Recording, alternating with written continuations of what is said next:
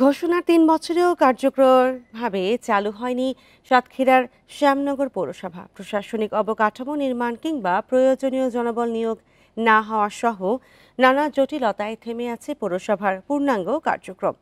জন্মমৃত্যু ও নাগরিক সনদ সহ পৌরসেবা পেতে ভোগান্তি পোহাচ্ছেন নাগরিকরা।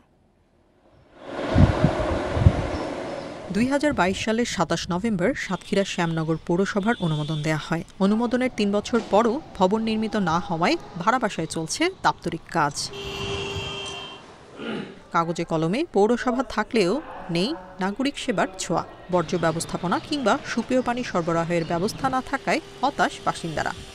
ময়লা ফেলার কোনো একটা যদি ব্যবস্থা থাকতো তাহলে এই যমুনা নদীটার অবস্থা এরকম থাকতো না। শুনছি যে সামনে পৌরসভা হয়েছে, কিন্তু কোনো কার্যক্রম কিছু দেখতে পাচ্ছেন যে সামনে পৌরসভা আসলে হয়েছে কিনা। পৌরসভা হয়ে রয়েছে, এর কোনো প্রতিনিধি নেই, কার কাছে যে আমরা যাব।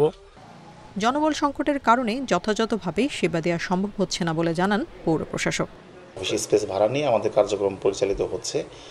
আমাদের এখানে আমি আসার পর থেকে এখন পর্যন্ত পৌর প্রকৌশলী কাউকে পাইনি আমি, যার ফলে এখানকার এই পৌরসভার যে মানুষের যে উন্নয়নমূলক যে কাজকর্মগুলো আছে তো এগুলো করা সুযোগ হচ্ছে না আসলে।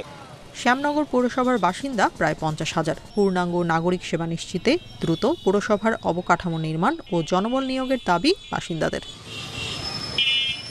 Independent news.